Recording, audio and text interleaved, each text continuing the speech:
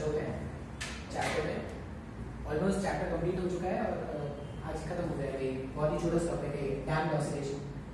अच्छा, JEE advance में नहीं आता क्वेश्चन, ये मेंस में आता है इसमें से क्वेश्चन।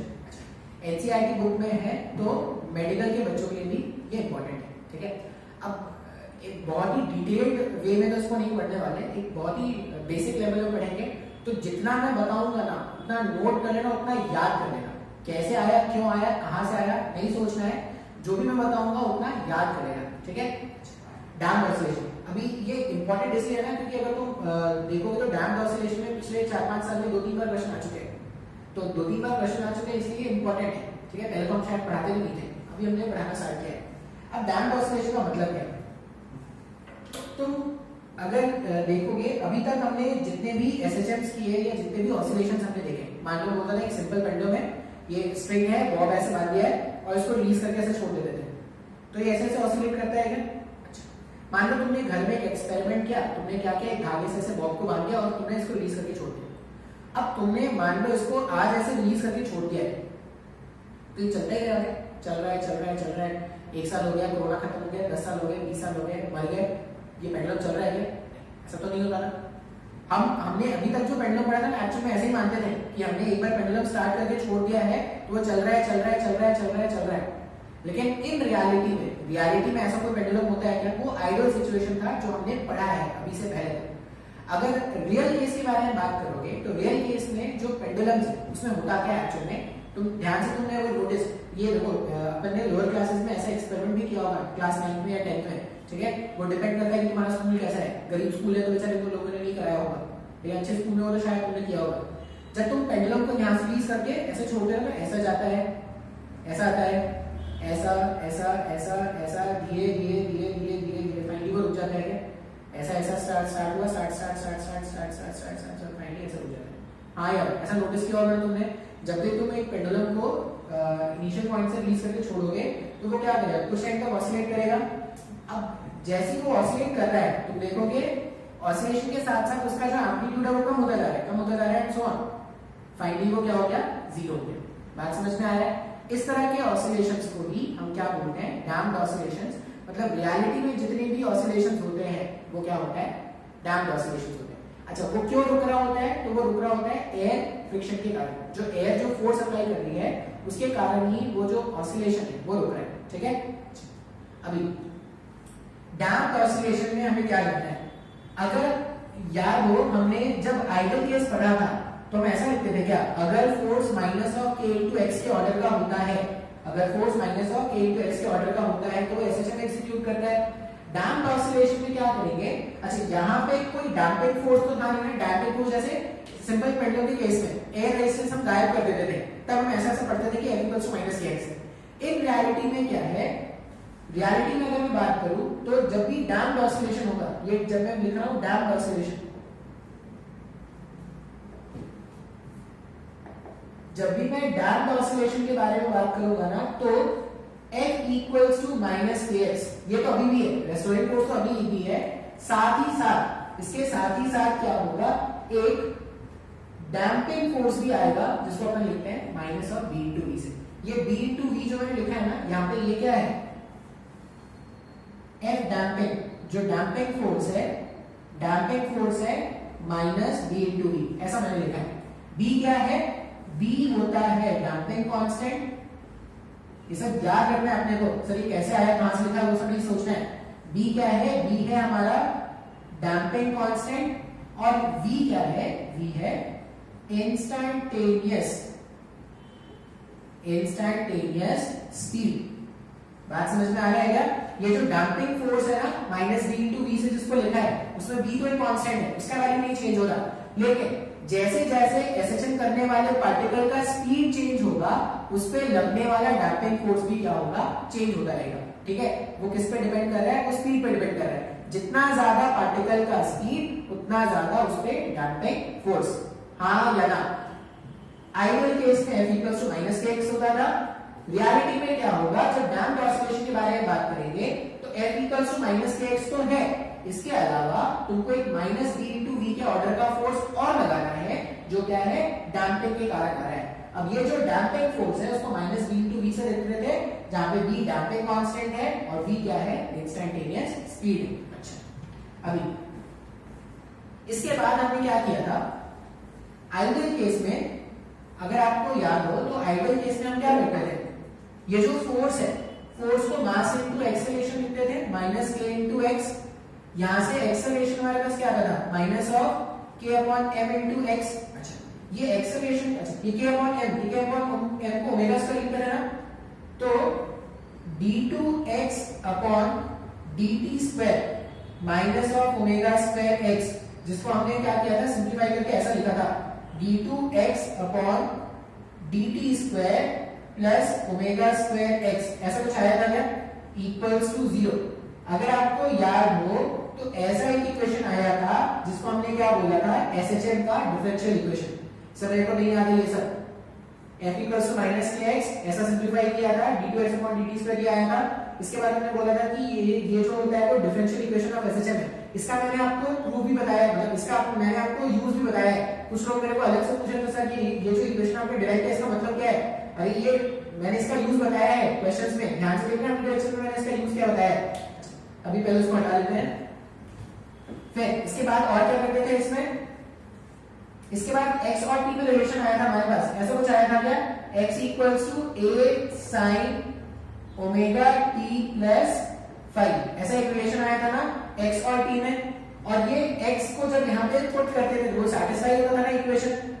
इतना कुछ हमने क्या किया था, नॉर्मल एसएचएम में या आइडियल एसएचएम में सीखा है। अब इसी को हम क्या करेंगे, डैम्प्ड ऑसिलेशन में कैसे यूज करेंगे वो देखते हैं, ठीक है। अच्छा, ये सब मैंने रिवाइज करने के लिए बताया है, एक बार कॉपी में लिखा है तो बार बार लिखने की जरूरत नहीं है। जब एक बार कॉपी में लिख लिया, एक बार मैंने पढ़ा दिया, उसमें नहीं समझ में आया तो 10 बार पढ़ा दो तो समझ में आएगा क्या, नहीं ऐसा नहीं आएगा। तो एक बार नहीं आया तो लाइट लेके छोड़ देंगे। फिर डैम्प्ड ऑसिलेशन के केस में जो फोर्स का इक्वेशन है वो क्या है, माइनस के एक्स तो है, साथ में माइनस बी इंटू वी भी लगाना है क्या, बात समझ में आ रहा है। अच्छा, फिर से इस फोर्स को हम क्या लिख सकते हैं, mass into acceleration equals to minus k into x minus b into v. जितना मैं लिखूंगा ना उतना याद कर लेना, इससे ज्यादा कुछ नहीं पढ़ना इसमें। एक्सेलरेशन हो जाएगा माइनस के upon M into X minus B upon M into V. इसको थोड़ा अरेंज करके लिखते हैं या डिफरेंशियल फॉर्मेट में इस एक्सेलरेशन को क्या लिख सकते हैं, d2x अपॉन dt स्क्वायर लिख सकते हैं।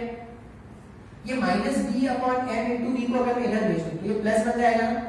b अपॉन एम को मैंने एज इट इज रहने दिया, v के प्लेस में dx अपॉन dt लिख सकते हैं क्या, इंस्टेंटेनियसली रेट ऑफ चेंज और डिस्प्लेसमेंट होगा, प्लस k अपॉन m क्या होता है, omega square x equals to 0। ये जो इक्वेशन है वो क्या है, differential equation for damped oscillation.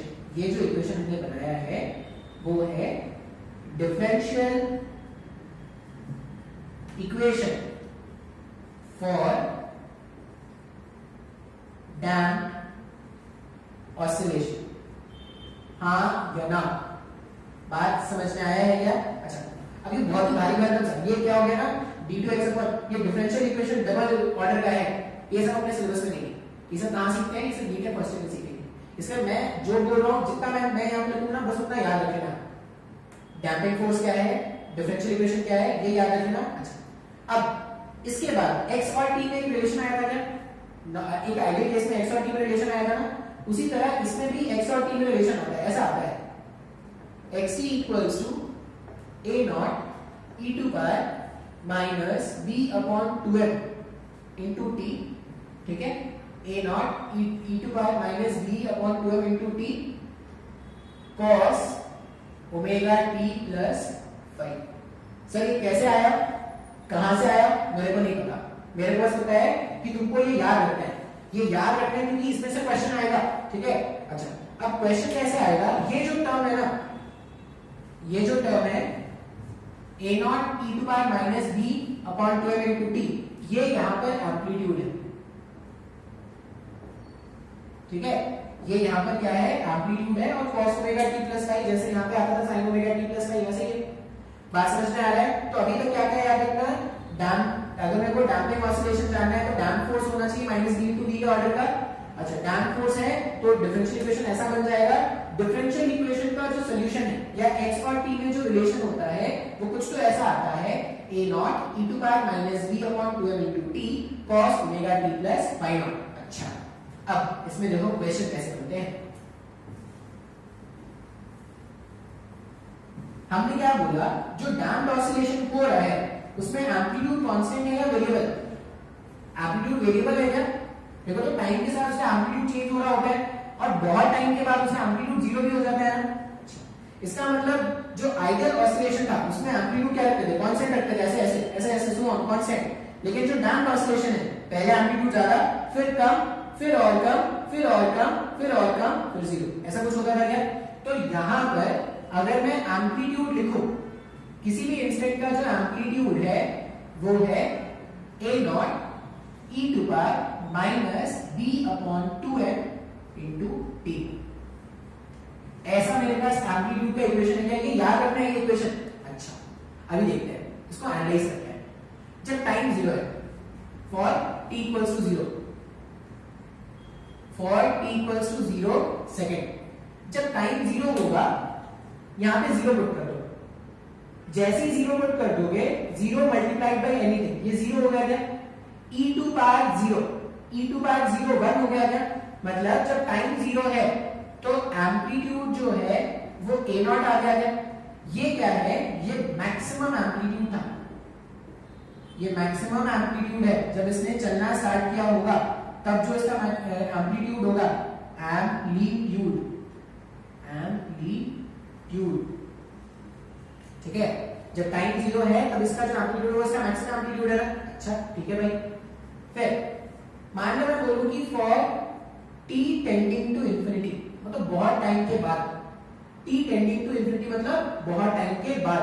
बहुत टाइम के बाद अगर आप at देखोगे, देखो a naught e to power, ये माइनस इंफिनिटी हो जाएगा। इंफिनिटी मल्टीप्लाइड बाय समथिंग तो इंफिनिटी होता है, माइनस इंफिनिटी। माइनस इंफिनिटी का मतलब क्या हो गया? 1 अपॉन इंफिनिटी। ये पूरा जब आप सॉल्व करोगे तो ये क्या है? पावर नेगेटिव हो गया, मतलब वो क्या हो जाएगा? रेसिप्रोकेट करना है, तो ये 1 अपॉन इंफिनिटी हो गया ना। तो a not divided by infinity, a not divided by infinity, इसका मतलब a2 जो है वो टेंडिंग टू 0 हो गया। और ऐसा होता है क्या? ऐसा होता भी है ना। हमारे पास जो डैम्प्ड ऑसिलेशन है स्टार्टिंग में एम्पलीट्यूड बहुत ज्यादा होता है, लेकिन एक ऐसा टाइम आएगा बहुत टाइम के बाद, t टेंडिंग टू इंफिनिटी मतलब बहुत टाइम के बाद उसका एम्पलीट्यूड क्या हो जाता है? 0 हो जाता है। बात समझ में आ रहा है? अच्छा, इसमें ना एक ग्राफ भी बनता है। ग्राफ देखो कैसा बनता है। इसका ये मतलब है क्या कि धीरे धीरे डैम्प्ड ऑसिलेशन जब हो रहा है तो धीरे धीरे उसका जो एम्पलीट्यूड है वो कम होता जा रहा है। इसमें एक ग्राफ बनता है, ये ग्राफ में भी एक बार क्वेश्चन आया है। यहाँ पे अपन रखते हैं एम्पलीट्यूड और यहाँ पे अपन रखते हैं टाइम। ये ग्राफ ऐसा होगा,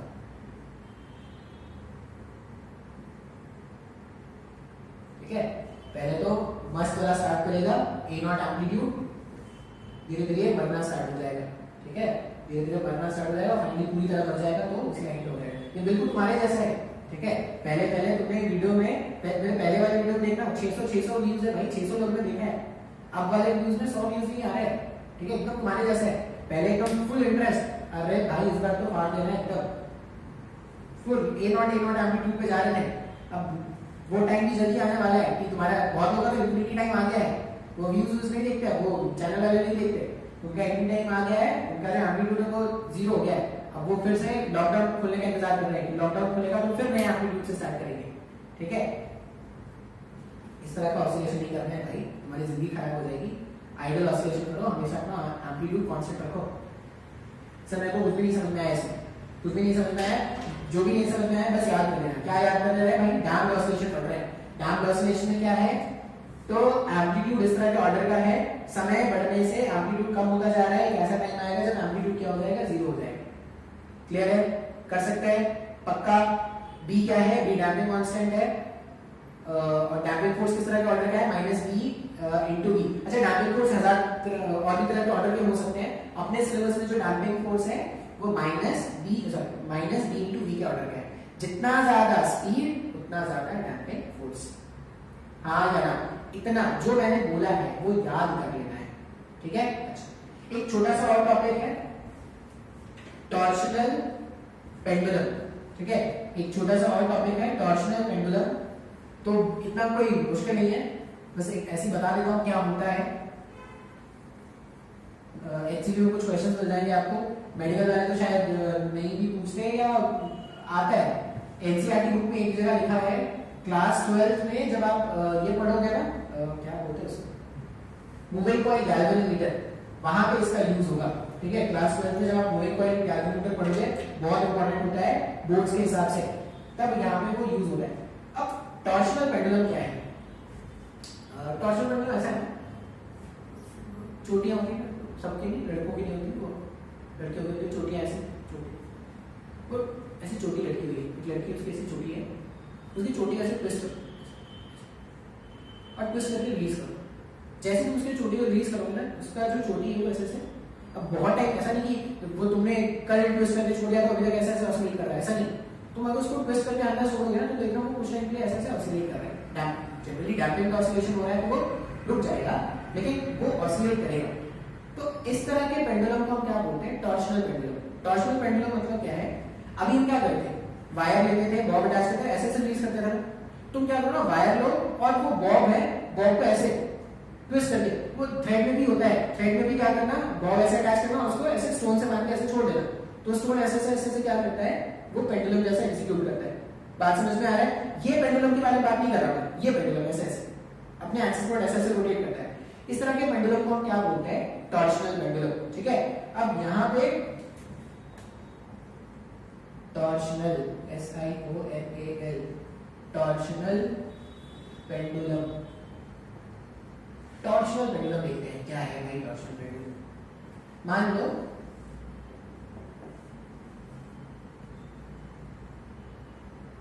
बॉब है m मास का, इसको ऐसे थीटा एंगल से हल्का सा थीटा एंगल से रोटेट करके छोड़ दो। अब जैसे तुम उसको हल्का सा थीटा एंगल से रोटेट करके छोड़ोगे ना, एक टॉर्क जनरेट होगा जो उसको वापस से ऐसे लाने की कोशिश करेगा। तो यहाँ पे जो टॉर्क जनरेट होता है, ठीक है, वो minus of c into theta के ऑर्डर का होता है। ये बिल्कुल वैसे ही है जैसे तुमने टॉर्क क्या पढ़ा था, टॉर्क पढ़ा था minus k into theta, angular acceleration ऐसे कुछ पढ़ा जाएगा। तो यहाँ पे भी जो टॉर्क जनरेट होगा वो c इंटू थीटा के टर्म्स में होगा। और ये जो c है, c क्या है? टॉर्शनल कांस्टेंट है। ये अलग अलग वायर्स का अलग अलग होता है। ठीक है, कुछ वायर्स होते हैं, देखना कुछ वायर्स जो होंगे ना वो ज्यादा घूम सकते हैं, कुछ वायर्स कम घूमते हैं। ऐसे कुछ वायर्स को घुमाना बहुत ही आसान है, कुछ वायर्स को जो शैम्पूस के ऐड जो होते हैं उसको दिखाते हैं, वो लड़कियों के बाल से ऐसे घुमा के दिखाते हैं, और सुरक्षित काले मेरे बाल, वो ऐसे वाले, तो ऐसे ही कुछ है। तो अलग अलग बालों के अलग अलग टॉर्शनल कांस्टेंट है। अब यहाँ पे क्या है? Torque equals to minus c theta, और यहाँ पे c क्या है? c हमारा टॉर्शनल कांस्टेंट है। ठीक है, ऐसा समझ लो k है, k जैसे वहां पे था ना स्प्रिंग कांस्टेंट, ऐसे जो था वैसे ही यहाँ पे अगर ये टॉर्क ऐसा है तो टॉर्क को क्या लिख सकते हैं?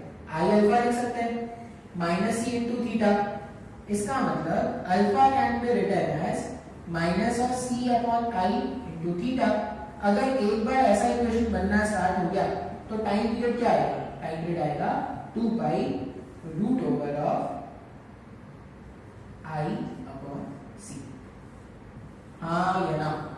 सर कुछ भी नहीं समझ में आया, समझने के लिए कुछ समझ में आया? क्या करना है? वायर का वायर से घुमा लो, उसका एक टॉर्शनल कांस्टेंट होता है c, जनरली क्वेश्चन में मेंशन होगा। अब तुम जितना ज्यादा घुमाओगे उतना ज्यादा उसमें टॉर्क जनरेट होगा। क्यों? टॉर्क जो जनरेट हो रहा है वो थीटा पे डिपेंडेंट है।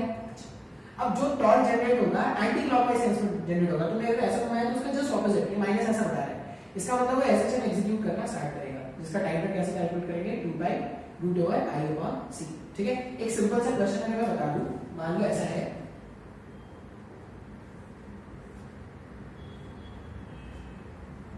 ये m मास है, ये m मास है, ये एक रॉड है। ठीक है, रॉड था, उसके सेंटर मास उसको ऐसा बांध के रखा है, और एक m मास यहाँ पे रखा है, एक m मास यहाँ पे रखा है। ठीक है, ये इसका सेंटर मास था, सेंटर मास ऐसे बांध के रखा है। रॉड जो है, रॉड मासलेस रॉड, इसका टाइम पीरियड निकालना है। तो टाइम पीरियड निकालना है, टॉर्शनल कांस्टेंट c दे रखा है, मतलब सिर्फ i कैलकुलेट करना है। अब अगर मैं बोलूं कि ये जो है ये इस पॉइंट पर ऐसे से रोटेट कर रहा है, i कैलकुलेट करना अगर होता तो क्या करते? यहां से यहां का सेपरेशन l/2, यहां से यहां का सेपरेशन l/2। तो i कैसे कैलकुलेट करोगे? m l² by 4, इसका moment of inertia m l square by 4 इसका मोमेंट ऑफ इनर्शिया, दोनों को ऐड करके आप पुट कर दोगे तो आंसर आ जाएगा। तो इस तरह के क्वेश्चन क्या होते हैं, टॉर्शन कांस्टेंट पे टॉर्शन पेंडुलम पे होते हैं। सर मेरे को नहीं समझ में आया, नहीं समझ में आया, समझना है कुछ नहीं है भाई। अगर एंगुलर मोमेंटम समझ में आया था ना तो ये भी आपको समझ में आया होगा। ठीक है, तो चैप्टर मेरे एंड से खत्म हो गया, मैंने सब कुछ पढ़ा दिया, जितना कुछ मेरे को पढ़ाना था, जितना कुछ मेरे को आता था, मैंने सब कुछ बता दिया तुमको। ठीक है, अब तुमको क्या करना है, बहुत सारे प्रॉब्लम सॉल्व करने हैं। क्योंकि मेडिकल वाले स्टूडेंट्स को तो बहुत प्रॉब्लम सॉल्व करने पड़ेंगे, क्योंकि भर भर के मैथ्स है भाई, भर भर के मैथ्स है। जब तक वो प्रॉब्लम्स नहीं सॉल्व करेंगे ना तब तक उनको नहीं समझ में आएगा ये। देखो जितने डाउट्स आने चाहिए उतने नहीं आ रहे।